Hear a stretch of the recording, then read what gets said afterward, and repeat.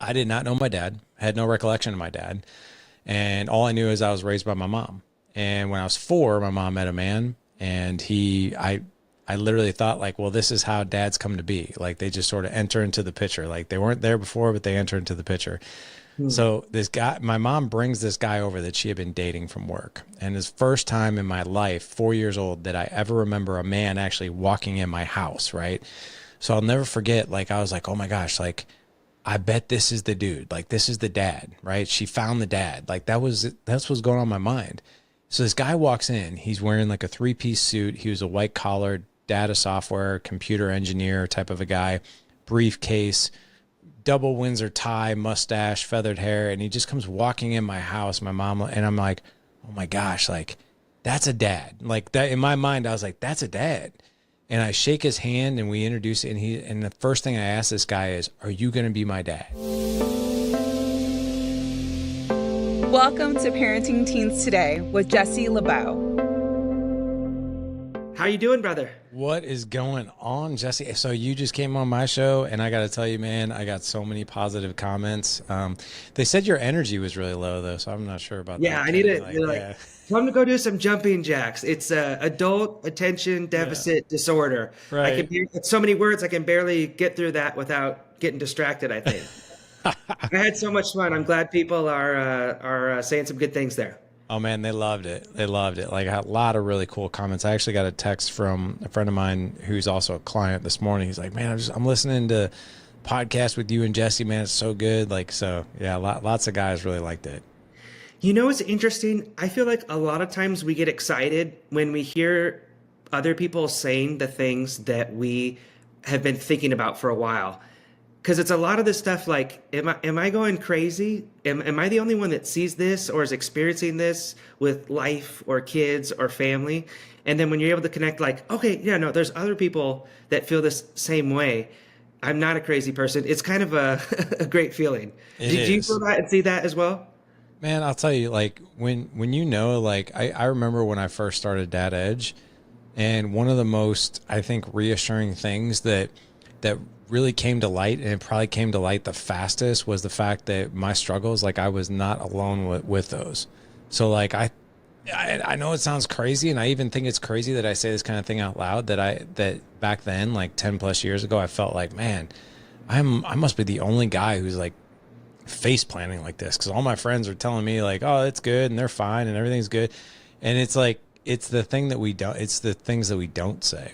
So what I found is the more you're authentic and the more you kind of open up about these things that quite frankly they're not easy, the more you're like, guys, people raise their hand and like, yep, over here too. Yep.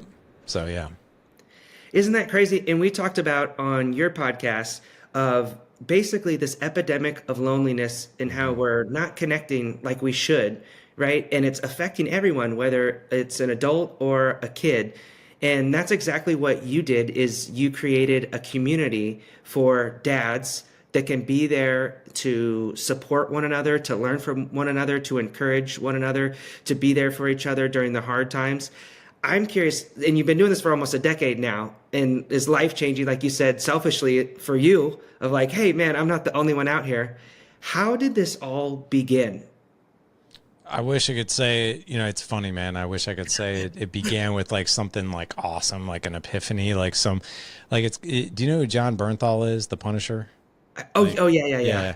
So I was on his podcast. This was about a Okay. year ago, and I'll never forget it. Like it's one of the most hilarious clips. Like if you watch the look on his face as I sort of tell this story that I'm about ready to tell you. So he asked me kind of the same thing. He's like, dude, he's like, how did Dad Edge even get started? And I'm sitting there with him in person. This wasn't even virtual. And I just decided to mess with him. And I actually thought like he probably knew that I was full of crap. But as I said what I was saying, like I was sitting there thinking, I was like, oh my God, he's actually buying this. Like, because the look on his face, he was just like, you could just see it. He was just like more and more like, are you serious? So I told him, I was like, yeah, man, I woke up one day and just, it was a Sunday morning and the sun was shining and everybody in my house was sleeping. I opened up the windows and the sunlight just hit my face just right. And I just had this divine epiphany that suddenly I was graced and blessed with everything there was to know about being a good dad and a good husband. And I just had to share it with the world. And I just looked at him and he's just like, and I'm like, dude, I'm full Well, of crap, man. oh, this guy's a cult leader. Turns Right. out this guy's got a cult. Oh my God. I've heard these stories. Right. It was so funny. Like he looked, I was like, dude, I'm totally full of crap. And he's just like, bro, Hey. come on, man. Like it was so funny, but no. We're gonna have to find that clip then and put it below for everyone so that I want to see it now. So we'll put it down there. So It's actually pinned on my Instagram. So if you go to my Instagram, it's the first one you'll see. It's hilarious. okay, perfect. He's just like, so we joke about it now. But anyway, how it got started. Instagram's just the dad edge, right? Yeah, just At the dad edge. At the Okay, dad perfect. edge. Yeah. All right, so that's where we'll go for it. So like it was not pretty, Jesse, at all. So like it really kind of started with my childhood, to be honest. Like I was, and I can give you more detail, but I was raised in a very unique sort of situation. My mom, biological father were married pretty young, around 21. About 4 years into their marriage, they had me. And then they quickly got divorced after I was born. So like, and then my dad was just left. He also signed parental rights over, at a very young age as well. So like, I did not know my dad, had no recollection of my dad. And all I knew is I was raised by my mom. And when I was 4, my mom met a man, and I literally thought like, well, this is how dads come to be. Like they just sort of enter into the picture. Like they weren't there before, but they enter into the picture. So this guy, my mom brings this guy over that she had been dating from work. And his first time in my life, 4 years old, that I ever remember a man actually walking in my house. Right. So I'll never forget, like, I was like, oh my gosh, like, I bet this is the dude. Like, this is the dad, right? She found the dad. Like that's what's going on in my mind. So this guy walks in, he's wearing like a 3-piece suit. He was a white collar data software, computer engineer type of a guy, briefcase, double Windsor tie, mustache, feathered hair. And he just comes walking in my house, my mom, and I'm like, oh my gosh, like that's a dad. Like that in my mind, I was like, that's a dad. And I shake his hand and we introduce it. And the first thing I asked this guy is, are you going to be my dad? Like just beaming. Right. And he was just like, and I think I actually heard my mom like actually gasp, like, Yeah. like, right. And That's one way to scare him off. Right. Right. And he just kind of like laughed sort of awkwardly. But they got married, man, like 6 months later. Yeah. Got married, and he adopted me. I have I still to this day have his last name. They were together for 6 years, but it was mad chaos. Like the first year was pretty cool. After that, a lot of drinking, a lot of abuse, a lot of just absolute pandemonium like that went on. Like I could tell you story after story. We don't have that kind of time. After when I was 10, they got divorced and he left and he was gone. And I've never seen him since. I actually found out about 10 years ago he died. Wow. And kind of crazy. Like I remember him leaving, and I remember like thinking like, God, like this is, I'm so relieved. Like I'm not going to hear them fight all the time. He's not going to beat me up. He's not going to beat my mom up. There's not going to be any more of these drunken like brawls and situations. But there was also a part of me that was like, this sucks. Like I don't have it. All my friends have dads. I don't have a dad. And so like, this sucks. 12 years old, a couple years later, I won't get into the detail for the sake of time, but I actually met my biological father, and it was not on purpose. And I found out he only lived like 2 miles from us. I had no idea. He was remarried, business owner, 2-year-old son, another one on the way. And we just had this relationship. Like we started like hanging out, and like I immediately called the guy dad. Like I was so excited to have my real dad in my life. And he would come to my little league games, and he would take me out, and we would get food, and we would do activities together. And then like after about 6 months, it just completely stopped. And he exited my life again.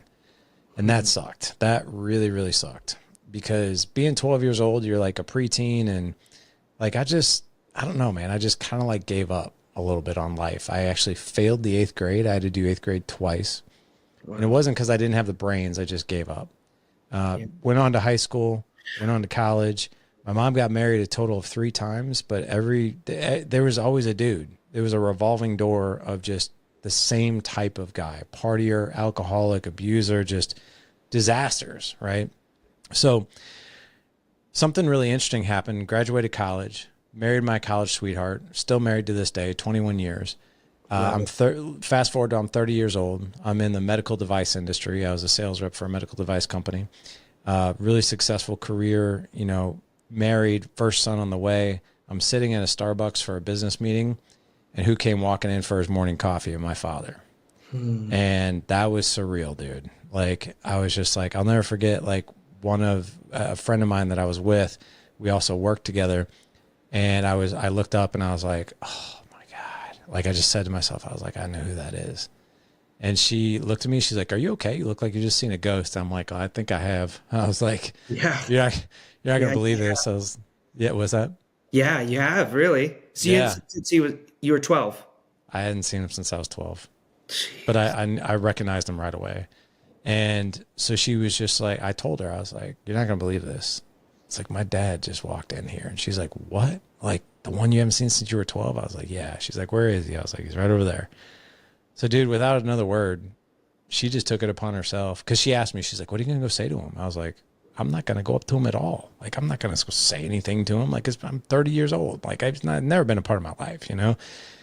And she didn't have to hear one more word.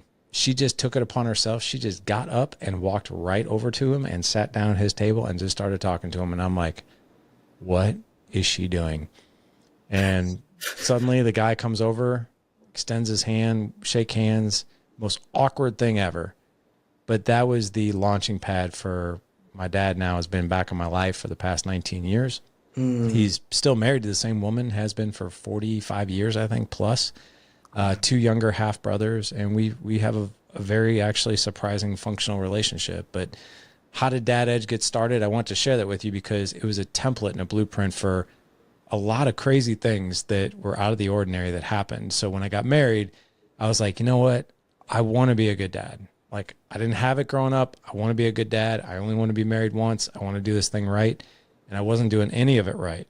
None of it. Like, mediocre marriage, wasn't the best communicator, had two boys at the time I started Dad Edge. I always promised myself one thing, and that was when I become a father, I am not going to hit my children out of anger, because that was done to me. Yeah. And I broke that promise when my son, who's now 16, was 4 at the time. He stepped out of line as a 4-year-old would. Don't expect anything less. And I turned him around. I swatted him on his butt, and I hit him so hard that he lost his footing and he fell. And I was like, oh my God, like, what did I just do? And then I went to, this was the thing that killed me, man. I went to go help him up, and he turned over and he saw me like trying to help him up, and he just went like this, like put his hands up, almost like, don't hurt me. And I'm like, oh my God. Like, and I never put my hands on my son before that, never have after. And that was a real gut check reality call. And I knew at that point, I was like, man, I suck as a dad right now. I don't know what I'm doing. I am not a good husband. I suck at that. I don't know what I'm doing, but I want to be better. So what if I actually learned? Like, what if I actually just took the effort and learned everything I possibly could about this whole thing? And that's how the podcast got started, because the podcast was really just like, I just want to talk to people way smarter than me. That's it. Yeah. And I never really did it for a following. I never, like, I joke with people. I was like, I had 10 shows outlined, and and after that, I'm on God's good humor. And I checked this morning, and we're at 1,168 interviews all over the past 9 years. And it blows my mind. Like, and the lessons, man, they haven't stopped. They just keep coming. And every time I think, I'm like, oh, I think I got this part of it figured out, I just get humbled all over again, and I have to learn something new again. But it's a continuing learning community, and that's what we're doing. Man, amazing. And not only have you been able to apply it to your life and your family has felt that impact, but there's like 800 people right now in the group. Do I have that right? That are dads from all different kinds of walks of life that come together. You guys do things in person. Tell me a little bit about what people get when they're a part of the Dad Edge. Yeah. So, we have a few different groups, and some that are free. I think at this point we have, I don't know, like 350,000 followers, like on social media, right? If you combine all of our channels. The 800 that you're talking about is our membership community. So like, it's our guys who, what we call we have 2 different programs. One's called the Dad Edge Alliance, and one's called the Boardroom. The Boardroom is for business owners. That's the only difference. It's a little bit more of a concierge type of a program, but yeah, 800 men total. that do life with us on the daily. We run, I'm not kidding, we run 47 group coaching sessions per week.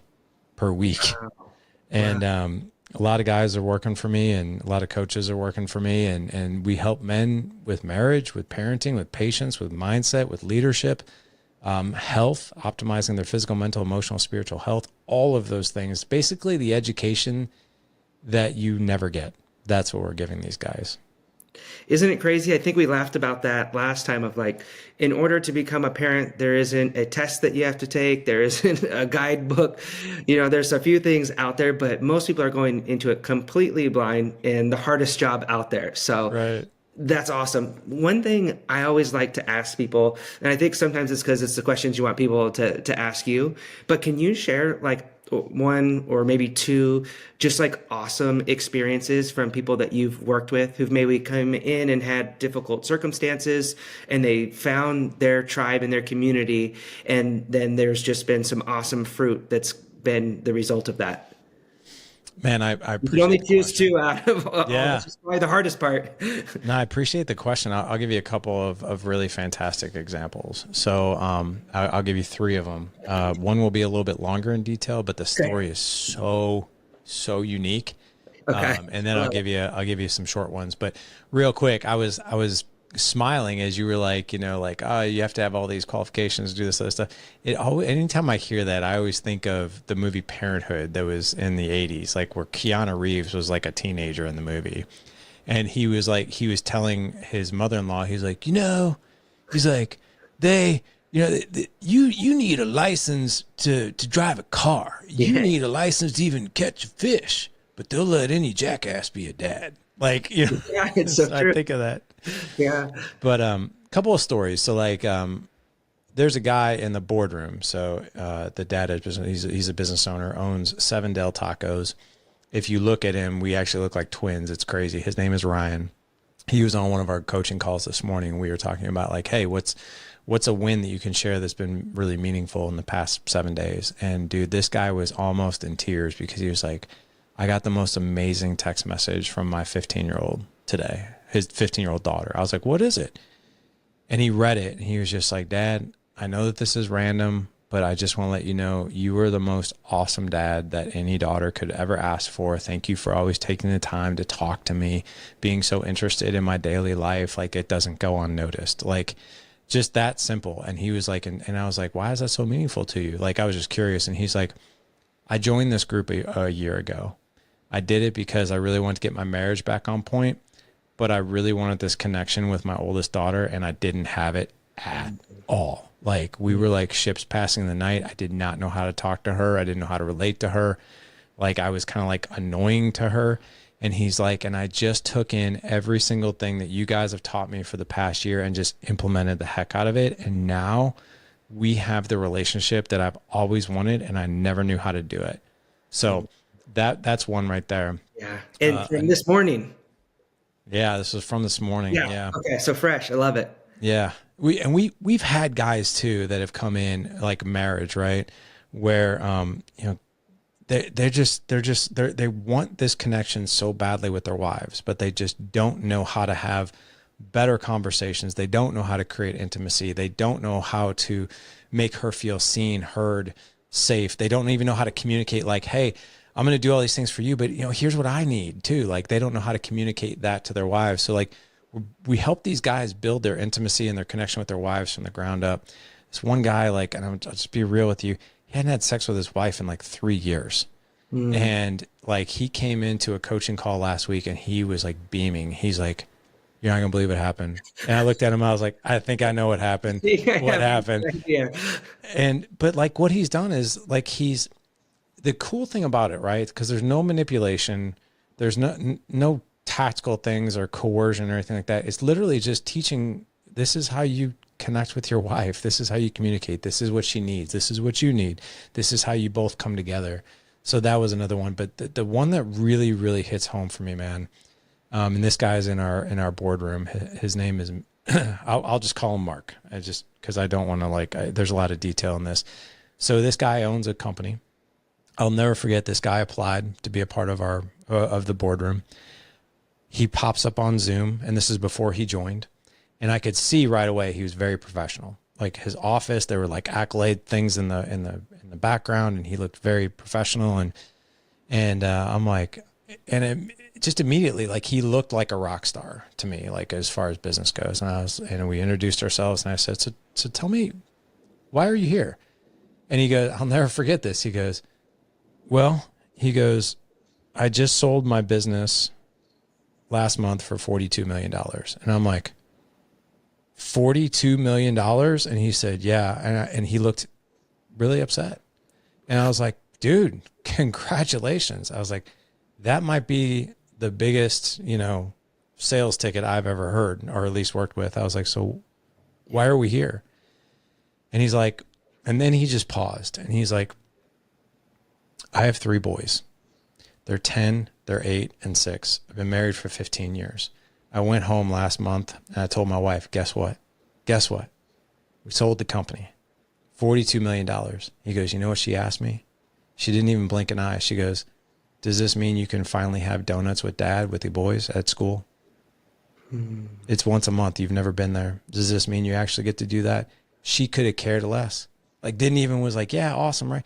And he's like, why would you ask me that? And then she was just like, you've been working. Like, you're hardly ever here. We don't know you. The boys don't know you. Like, they want to be a part of your life. Like, and I know you want to be a part of theirs, but you're just so busy. And the guy just lost it. And he was just like, I have been so focused on providing and doing this business. And cause I really wanted, like, if I could have hit this home run, he goes, but I'm here. I'm here right now. I would give it all back, all of it. He goes, because I've lost a decade with my kids. He's like, I cannot afford, and I won't afford to do that anymore. He's been with our program a year. This guy is beaming. He's on cloud 9, and he'll still tell you this day, the money's nice, but I have my family. Like, I spend time with my boys. I talk to my boys. My wife and I are dating each other again. We're having sex again. We have intimacy again. It's almost like we're married for the first time again. He's like, this is what life is all about. Mm-hmm. So like those 3 stories, I mean, we see that kind of stuff all the time. The last one was really unique. Yeah. But yeah, that's the kind of stuff that guys come in and do. Isn't that, I think it was Tony Robbins who said, success without fulfillment is the ultimate failure, right? Yeah. And what an example of that, the quality of our relationships. I was just in Illinois this past week at a conference talking to kids, and they're asking me questions. And man, some of the things they say is just ends up being so profound. But the thing that kept coming up over and over again was bullying. Like they weren't saying the word bullying, but they were just saying when kids say mean things. And it was the same question over again, just worded a little different for that kid's kind of situation that they are going through. And it was back to this thing that you've built, which is you got to find amazing, awesome people to do life with. And hopefully that can be within your own family, with the family that you build. And that's some of the most important decisions that you're going to make. But the quality of your life really comes back down to the quality of those relationships, whether you're at the top of the mountain selling a company for 42 million, or you're at the bottom in your own family, feels like you're a stranger in the same home. And I just think that's such a powerful one. So I really appreciate you sharing that. Yeah, of course. I'm curious, you've had thousands of different people from, didn't you have Matthew McConaughey at some point? I did, yeah. I did. Yeah. Yeah. So you've had all sorts of interesting characters and parenting experts and people who are the best at what they do in the world. Are there a few that stand out when you think back over that time that are like, oh man, like I'll never forget this thing that they shared, or I never looked at it that way? Would you mind maybe going back into your brain archive there and sharing a couple of your highlights? Of course, yeah. And I'll talk about I'll talk about Matthew McConaughey. I have to admire Matthew because he really came to that podcast with pure authenticity, right? And here's what I can tell you, like Matthew could say anything and we would all believe him. right? Yeah. He's Matthew McConaughey. Yeah. So he really doesn't, there isn't a whole lot, like there's only a cost to him being brutally honest with himself publicly and with us. And so took him through like a really cool interview. And then we got to the marriage part. And I asked him, I was like, I watch on social and I know your wife means the world to you. And you and Camilla, you guys always seem like you guys are on point, like with your relationship. And I said, what is the secret to that? Like, what do you do? And he could have said anything. Yeah. We would all been like, cool, we believe you. Yeah. But he took a deep breath and he was just like, you asking me that question has reminded me that I haven't been so good about that lately. I was like, what do you mean? And he's like, I'm in the process of filming Sing 2 right now. He's like, the book is out. I'm on podcasts. I'm doing like tours and stuff like that where I'm getting ready to film another movie. And, the kids are they're in all kinds of activities. So it's all about the kids right now. And he's like, you asking me that question just made me realize I have not been good in that area lately. And I need to be better. He's like, I need to have better conversations with her. I need to take her out on more dates. I need to have better we need to talk about deeper things other than just the managerial things in our life. I haven't done that in a while. And I just sat there and I was like, damn, dude, that's cool. Like that, you could have said anything and the whole audience would believe you, but he just got real. And I love the fact that like guys like that can literally, like, we all put our pants on the same way when it comes to that kind of stuff. Like when it comes to fatherhood, like, I don't care who you are. Like you can be one of the most elite, amazing operators in the world and still struggle with that. I had a client that was a highly decorated Navy SEAL, and I can't disclose his name, or I can't even disclose like his skill set in the SEALs because his name is so everybody knows who he is. But I'll put it like this. He was the best at what he did in the SEALs for the team. So this guy is like one of the baddest dudes on the planet, like mental toughness, physical, emotional resilience, the whole 9 yards. And his boys wanted nothing to do with him. Like 2 teenage boys. And here's what I'll tell you. This guy was so stuck on like, I don't understand why I can't get respect from my boys. He's like, I'm a highly decorated Navy SEAL. Like I'm this, I'm that. I've achieved this. I've achieved that. Like, why don't they respect me? And I worked with this guy for a while. And finally, like it was a few weeks into our session, I said, listen, man, I need to have full permission to just put a mirror in your face and be very direct with you. He's like, all right.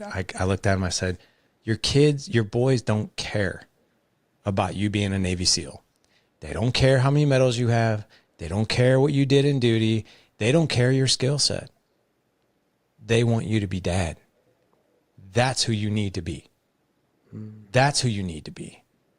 And it was almost like you saw the guy, like he got it. He was like, oh shit. Like literally that was his response. He was like, he goes, I don't know how to do that.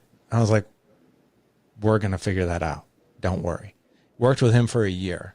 Yeah. And I'll tell you what, man, one of the coolest transformations I've ever seen. And that guy was operating at like one of the highest levels I've ever seen. But so he wasn't a guest, but he was a client. But a couple other guests too. Yeah. I love that. I had Nikki Sixx on. Okay. He was Motley Crue, right? Yeah. And I'll tell you, Nikki was so well spoken, and he's actually so smart. And I really, really applaud him because like my oldest son is a huge rock and roll fan. So he loves Motley Crue. So when he found out I was interviewing Nikki Sixx, he's like, oh my God, can I please be a part of that? Yeah. And, Nikki Sixx has been sober for 25 years. So I said, hey, I'm done with my questions. I was like, but my oldest son who's in studio with us, he'd like to ask you something. And I was like, I don't know what he's going to ask you. I was like, so is that cool? He's like, yeah, it's cool. Bring it on. Yeah. So my son asked him, he's like, Nikki, he's like, what is some advice you would give me and my generation? And Nikki was like, and this is the transparency, right? And the authenticity. He's like, man, Ethan, he's like, that's a good question, dude. He goes, I could give you like some coddled comfort, warm blanket answer, but I'm more or less going to give you a shotgun blast to the face. Is that okay with you? He's like, yeah.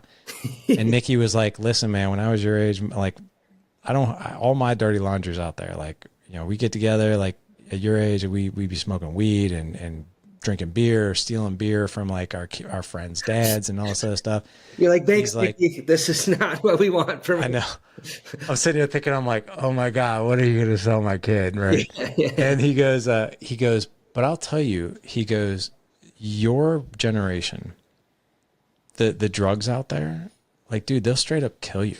Like, they will kill you. He's like, all this stuff, like people just trying something and then it's laced with fentanyl or it's laced with something else. And all of a sudden, like they tried something for the first time and they're dead. They're dead. Yeah. He's like, I just read last week about 2 all-star football players on a varsity team at a local high school. They never tried drugs. They tried drugs at a party and they were dead. He's like, so I would take a really good look at the people you're surrounding yourself with. I take a really good look at anything that's peer pressuring you and people who are pushing you to do something. Take a good look at those relationships and gut check them. And I was like, oh, thank God. But like, I just thought that was like really raw. He didn't have to get like that raw or like pull out any things that he did when he was younger. But I was like, man, for a guy like Nikki Sixx to tell my son that the last thing you want to do is drugs, man, I thought that was cool.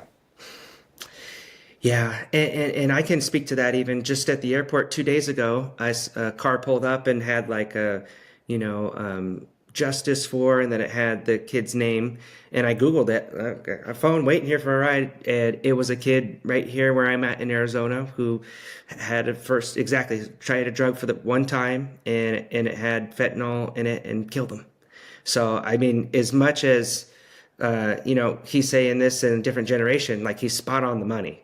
Like it is so dangerous. Yeah, I agree. It is terrifying. It really is. One other person I'll share too. I just interviewed Chris Daughtry. Okay. And I mean that guy, he's superstar, rock star. His song "Artificial," his single hit #1 like a month ago. Wow. On the charts. Wow. And that guy was about as authentic and as imperfect as you could possibly imagine. Like he just said boldly and bluntly, like when I first became a dad, he's like, I was 20 years old. I had stepkids because I married an older, he's still married to his wife, Deanna, to this day. And he was just like, I made so many mistakes. I didn't know what I was doing. He goes, I still don't know what I'm doing.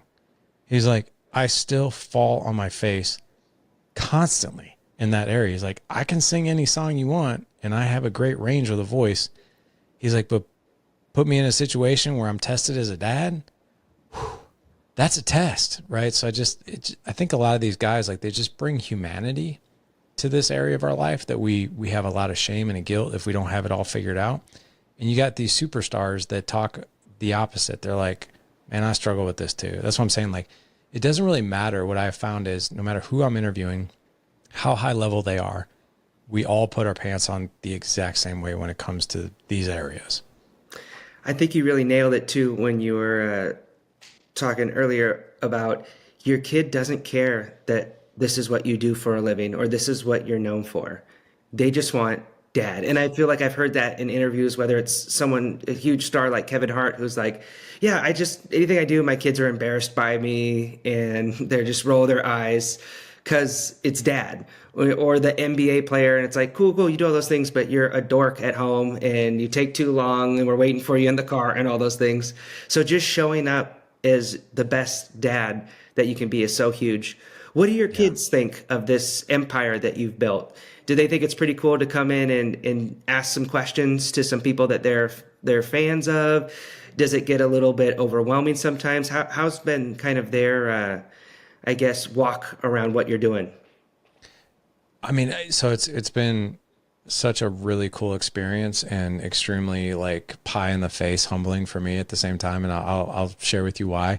So like doing Dad Edge for the past decade, it's afforded like amazing interactions and conversations and getting to meet people that I otherwise wouldn't meet and things that we get to do that we otherwise wouldn't be able to do. So like for instance, I just interviewed Roderick Strong, who he is the current All Elite Wrestling International Champion, and probably, I mean, the guy, he's a savage in the ring. Like the stuff that guy can do in the wrestling ring is unbelievable. But like, he's got one son, he's married, and like that guy came on the podcast last week and like literally was one of the most authentic interviews I've ever heard. Like the guy was in tears, and he's like this wrestler.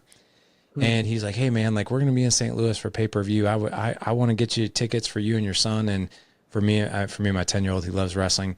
He's like, we're going to bring you back and you're going to hang out with the wrestlers. And I'm like, are you kidding me, man? And he's like, no, man, I want to do this for you.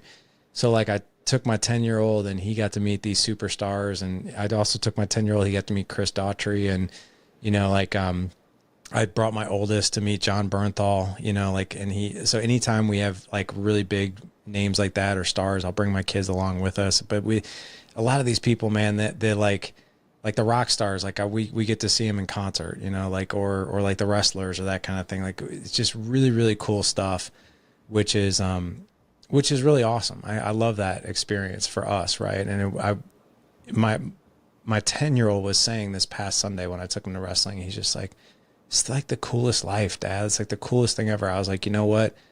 I was like, Dad Edge has done so much, like for me as a dad. Like I wouldn't have the connection with my boys if I hadn't done this work. But it's also like these really cool experiences that we otherwise wouldn't have had. It's just like it's just afforded us like some amazing experiences. But here's what I'll tell you, that's like, you know, a pie in the face, or it's like humble pie. Yeah.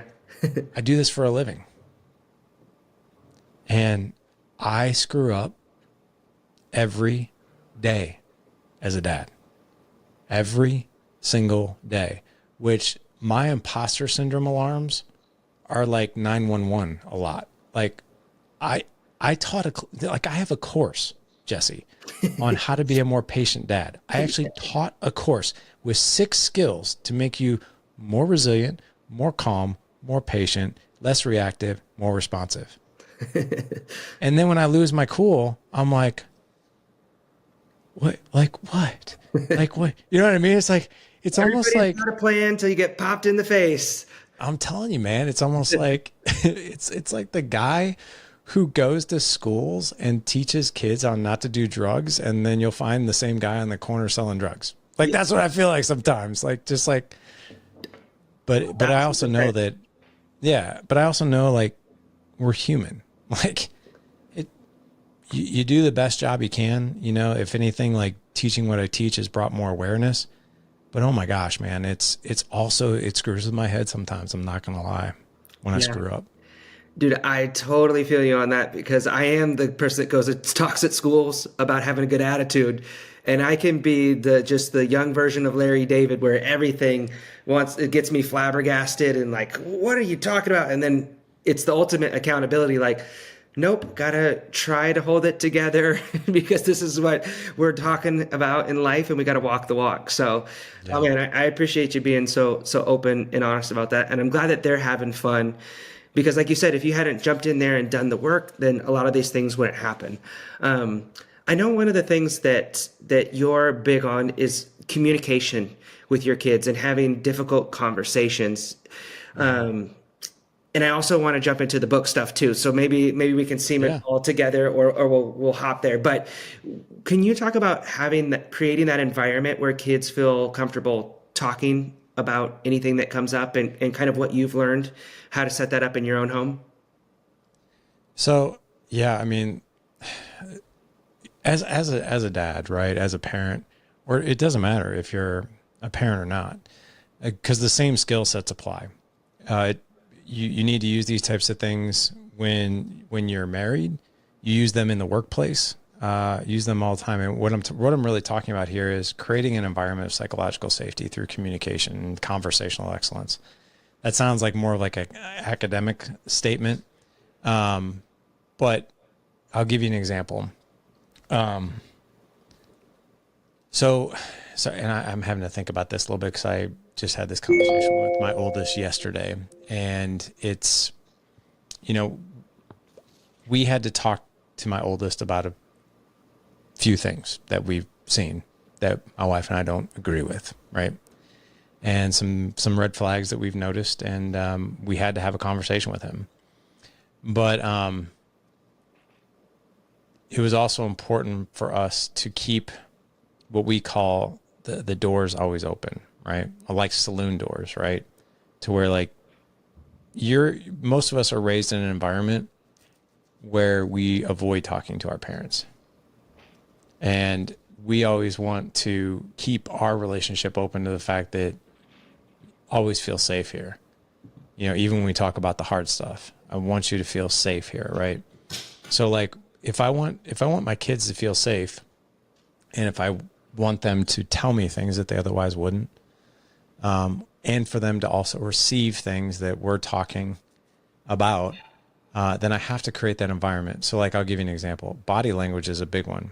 How we position our bodies to have conversations like that is really, really important. So I'll give you an example. If I stand nose to nose, toes to toes with my kid and we have a tough conversation, subconsciously it's me against you. Like that's what it feels like to them. However, like yesterday, if I take you on a walk with our dog and we're walking side by side and we're having a conversation that you know is tough, it's going to feel way less tough, and you're going to tell me way more information, because there's something that happens in the mind when you're walking side by side. You actually get in sync with each other. Like you're kind of like stepping at the same time. You're shoulder to shoulder, which means like, hey, we're on the same team. We're going in the same direction. We have the same type of goals, right? Like this is why I love like the difference between like a UFC fighter. You know, they have the face off and you can see like these guys are about ready to go. But then you have something like the football game where the team goes out shoulder to shoulder for the coin toss. And it's like those 4 or 5 football players, like they're impenetrable, right? They feel like, hey, I'm safe with you here. I know you're here. We have the same goals. We have the same thing we're doing, and we're walking out here together. And a walk will do that very same thing. The other thing too is that what I really love about having conversations around psychological safety, around tough things, is I get really, really curious. And I get really curious with really good questions. I tried not to talk that much when I'm having tough conversations. Instead, I prompt with questions that really pull things out. So like I'll ask something like, you know, hey, you know, tell me the last, like, and I'm trying to like not give too much detail here of the privacy of my kids. But I'm like, you know, tell me what happens when such and such happens. Like, tell me, and I do it in that voice tone of curiosity, not like, why did you do that? Kids are going to shut down. Human beings will shut down. Like, why'd you do that? What were you thinking? Instead, it was like, when this, and this happens, what does it feel like to you? Or what's going through your mind? Like, tell me what's going through your mind. And then they're searching and they're thinking through things. And then I'll just simply ask, you know, like, well, when you're doing something like that, you know, is that in alignment with what you really want out of life? You know, I know you have these goals and these dreams. Is participating in this particular activity or whatever, is that going to push you forward? Or do you feel like some sense of like, this doesn't align with me? Which is it for you? And they'll tell me, you know, they'll be like, it's not in alignment with who I am. I'm like, well, what does that feel like when you're out of alignment?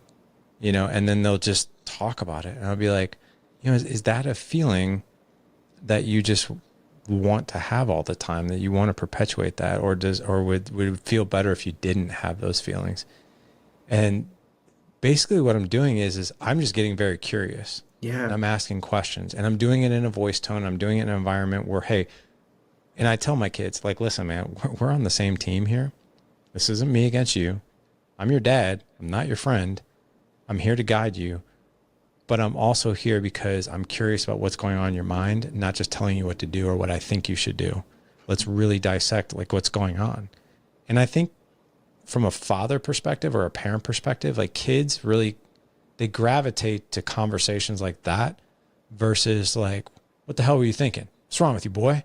Like when we take that phone away, like we don't do that. You know, there's a time and a place for that type of discipline. but it's not necessarily the most effective thing on the planet either.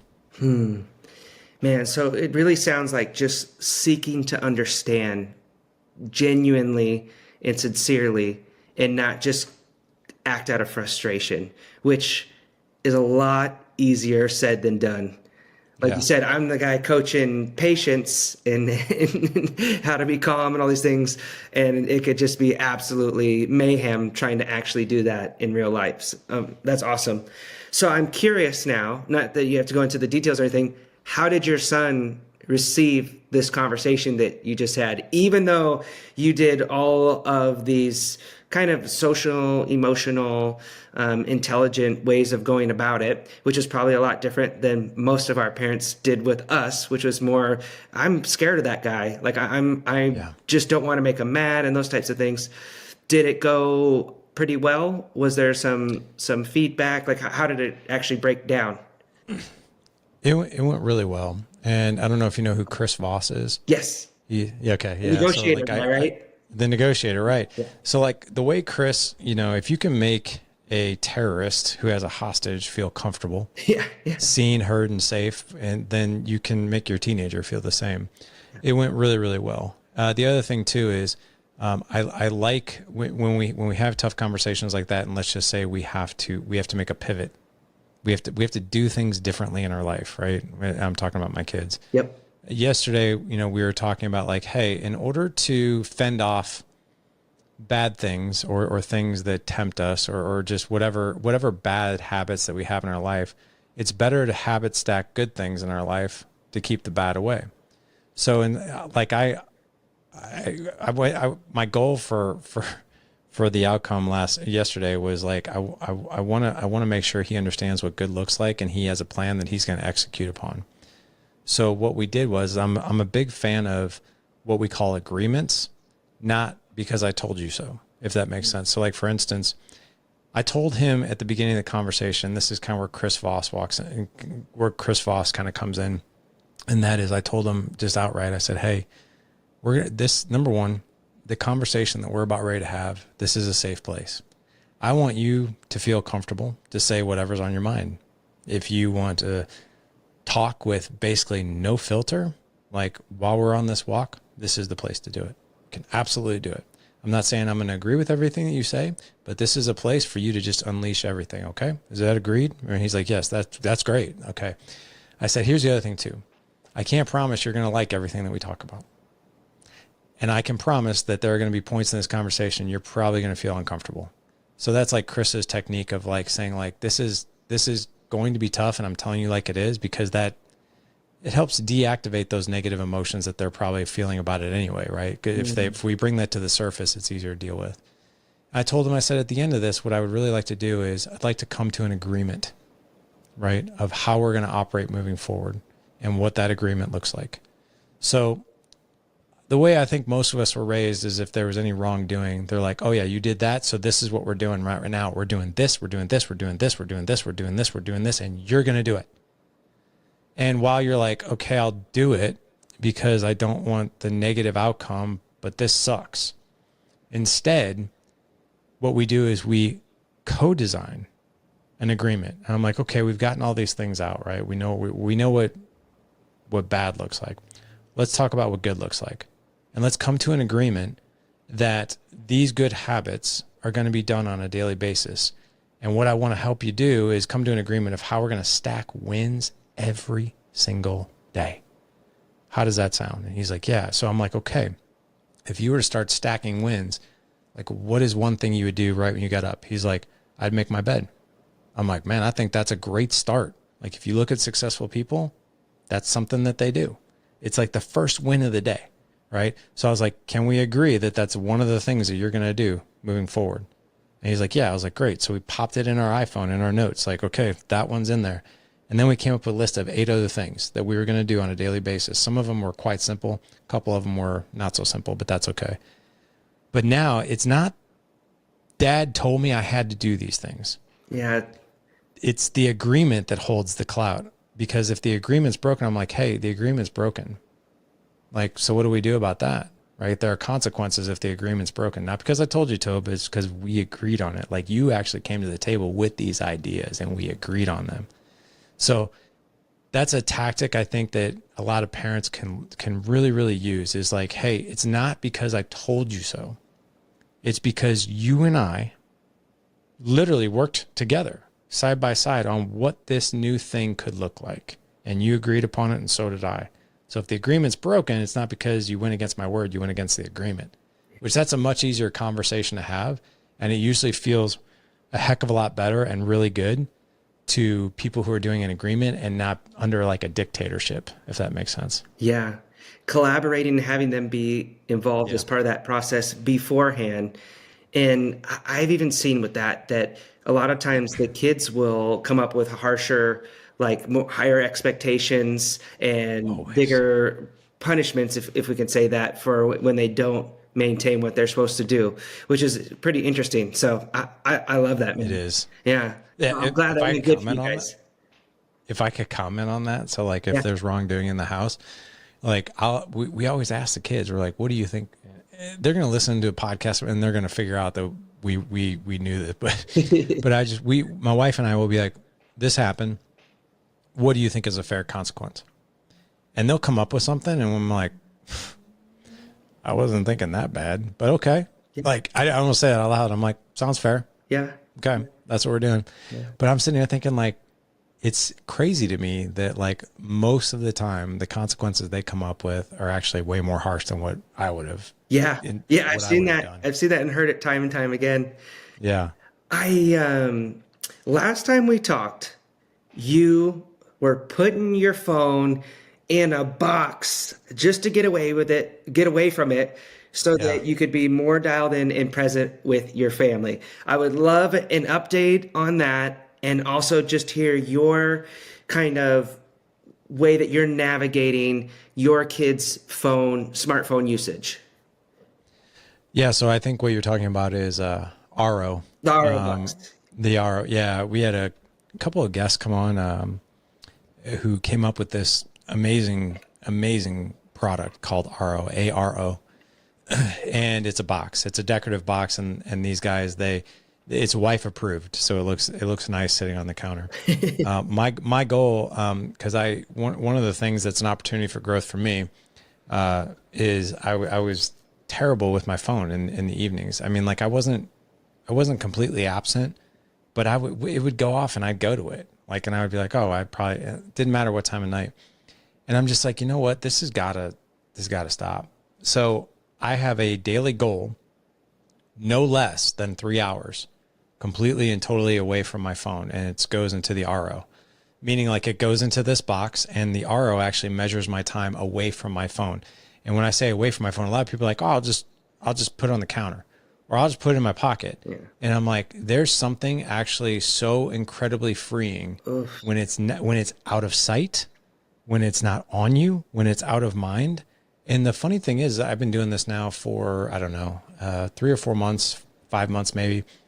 And I think my best week was 32 hours away from my phone. I think my worst week was 12, right around there. But what I can tell you is like, there's something so freeing about not having that device. And there's something so cool about being completely dialed into your environment and the people in it. And I'm sorry, but you just don't get the same outcome if that phone is on you or if it's in sight. Yeah. Because if you hear it go off, you're like, oh, what are people doing? What are they thinking? Or like, what are they pinging me for? What do I need? It's really cool. Here's the other fascinating thing that I found. I always thought like, well, what if I fall behind? Or what if I don't, like, if I miss something? I think I have yet to miss anything. In fact, do you want to hear something really crazy? Yes. What I've learned is I'll go, be away from my phone for 4 or 5 hours, and I'll look at it and be like, I got 3 text messages. That's really odd, right? Like I thought I have more, but here's what that's telling me. I am the biggest culprit in how busy my phone is. So if I'm not there to initiate something, very rarely do I have to do anything because I'm not initiating anything outbound. So it's been a really fascinating experience. I'm like, wow, I'm like the biggest problem here, actually. It turns out the problem was me. I had a college teammate. Shout out to Paul Wolf, and it was when Facebook was. I mean, it's still big, but was kind of the new kid on the block. And he'd always be like, "Yeah, I go and I have to like comment and like some things, and then I come back to my phone and I have these notifications. I got this red thing and a notification." And so he's like, "Yeah, I got to do that so that I have this." So exactly what you're saying of like, if you're not there going and clicking everything and texting people, then you're not going to have this abundance coming back. So, Yeah. so what does it look like for your kids and your rules and agreements, as you like to say, around their usage of phones? So I haven't really gotten my kids on the RO bandwagon just yet. Okay. I'm purposely like planting like these seeds. I'm like, oh, I'm going to go put my phone in the RO. And then like, I'll say things like, I've had my oldest, like, what's it like being away from the phone? I was like, dude, it's awesome. Like, Yeah. it is awesome. So like what I'm doing is I need to make sure that I am the one who's doing these things before I'm like, you guys should do this too. I want them to be more attracted to it, like, cause they see the good things that are happening, and then for them to raise their hand and for us to do this together. But here's how my little guys, my 10-year-old, my 8-year-old, they don't have phones. They will not have phones until they're 14. But my two older boys, 16 and 18, I mean, I have an 18-year-old and he still has a screen time. So, 1 hour screen time a day. So meaning like you want to use that hour on YouTube or TikTok or whatever, that's fine. But your app's shut down after that 1 hour, and that's it. They have to request more time if they want it. Yep. They also know that it's usually not approved, so they shouldn't probably ask anyway. But yeah, that's how we're big on, like, I just had a conversation with my oldest one before this podcast because he was chilling out watching TikTok and there was a lot of things he had to do. And I'm like, hey, I was like, how are you doing with everything you need to get done today? And he's like, oh, I just thought I'd chill out for a little bit. I was like, well, what does the rest of your day look like? He's like, oh, I've got this going on. I got that going on and this and this and this evening. I was like, okay, well, you have these 5 things that you have to get accomplished. When are you going to get that done? He's like, oh, well, it's time management. And I go, that's not what I asked. I said, that's not what I asked. I said, that's a good fluffy answer. I said, that's not what I asked. Yeah. Time management, Dad. Right. Time management. I was like, I need to know how. Like, how? And he's like, and I finally told him, I was like, look, get on TikTok, right? Watch your YouTube. I was like, it's okay to have downtime, right? But not at the expense of other things that absolutely have to be done. And I was like, that's part of being an adult. Like, it's easy to veg out. It's easy to just watch hours of TV. I was like, that is not productivity, and that's not going to move your life forward. I was like, so we made an agreement yesterday that you were going to get some things done, and that agreement holds true, yeah? And he's like, yeah. I was like, okay, so how do you plan on getting these things accomplished before the end of the day that we agreed upon yesterday? And he's like, I'll put the phone down. And so, like, yeah, it's again, great it's not questions. Like, right. It's more Great like questions. the questions versus like getting in their face and like telling them what they need to do or why you think that they should be doing it. It's more like you're gently nudging. Yeah. I think that's more effective. Yeah. Oh, man, I love it. It's so good. Well, I know we're running out of time here, but I did want to have you share quickly about this new book. This is the 4th one, and it's exciting, coming out on Father's Day. What can people expect from the book? So this book is called The Spirit of Fatherhood. It's actually, if you would have asked me, 4 years ago, hey, you're going to write a Christian-based, faith-based view on fatherhood, I would have laughed. But I was asked to do it by this publisher, and I did it. And I'm newer to my faith. I'm only like 4 years into my deep faith, I'd call it. Yeah. And this book was a stretch for me, man. I'm not going to lie. This book was not the easiest thing in the world for me to write, but I wrote it from the most raw, most authentic. And the way I wrote it was, I am not a preach from the pulpit kind of guy. The book is more written of like, here's some things I've learned about faith and Christianity and this approach to fatherhood that I didn't know before. And it's really helped. And maybe I could give you some of the same things that I've learned, but I've had to learn it the hard way. That's really the way the book is written. It's written for literally from the day you bring your kid home all the way up into the teenage years and everything in between. It's got elements of leadership in there and forgiveness and communication and validation. So it's got a faith-based spiritual theme to it and feel to it, but it's also some earthly, real-world tactical things too. So it's not just about faith; it's about actually intertwining both of them together, and I don't want to say executing fatherhood in the best way possible, but that's really what it is, and through that lens. Yeah. One step at a time, one day at a time, and trying to learn from your mistakes. Man, I love it. Where can people go if they want to pre-order the book or check out more stuff on you and the Dad Edge? So I know it's on Amazon. May 28th is pre-orders. Official launch is going to be Father's Day. Thedadedge.com is where you can find everything I'm doing. Anywhere you download podcasts, Spotify, Pandora, iHeartRadio, iTunes. The podcast is everywhere. People are always like, what's the best way to connect or learn? I was like, just start with the podcast. It's the easiest thing to do. Is like, you get so much value and content in the podcast. Like, that's the easiest way to go. I love it, man. I appreciate you taking the time to stop by. Everyone check out the Dad Edge, get the book. And I want to just take a second to acknowledge you. And one of the things that I think is so remarkable about your story is you're making such an effort to model and mirror and pattern these things, like even with the RO box of like, I don't want to force them into it. I want it to be something they choose to do. And I just love the way that you're preparing your kids for the world, the road ahead, instead of going and trying to bubble wrap everything and do it the other way around. But so many people will pattern, right, what they see in their life. And the fact that you had the childhood that you had that had some obstacles, that had some turbulence, and you said, you know what, I'm actually not going to do that. I'm going to go the complete opposite direction and double down and learn everything I can. And then it turned into a whole industry for you. Is pretty amazing and cool. So it's a tip of my hat to you for that, man. I just appreciate the way that you show up in the world and that you're making a difference. And I want to leave you with one last question. If you're going to go back to yourself, let's say you're just about to have your first son, your first child, what would be the one piece of advice, knowing what you now know, that you'd pass along? Don't go at it alone, because that's what a lot of men do. When we have kids, we tend to isolate, and we lose community very quickly. Yeah. We even lose touch with some of our best friends. I will tell you, man, I love being one of the dumbest guys in the room. I don't ever want to be the smartest guy in the room when it comes to my circle of friends or a group coaching environment that I'm a part of. I'm always learning.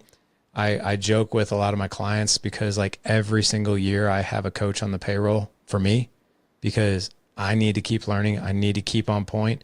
And I don't do that unless I am investing in me and my education. And I'll tell you, it is never, ever done. Like the learning is never done. It is always evolving. And I would just tell myself, don't go at it alone. Always be willing to learn. Don't be the smartest guy in the room. Don't be the fittest guy in the room. Don't be the richest guy in the room. Be in rooms where people are ahead of you and they can help you and you can help them as well. But before all that, I was like, I got to figure this all out on my own. But I think that's the wrong way to do it. It's a very frustrating way to live. Yeah. Man, I love it. Let's get you the heck out of here, Larry. This was awesome. All right, we'll definitely do it again. Sounds good, brother.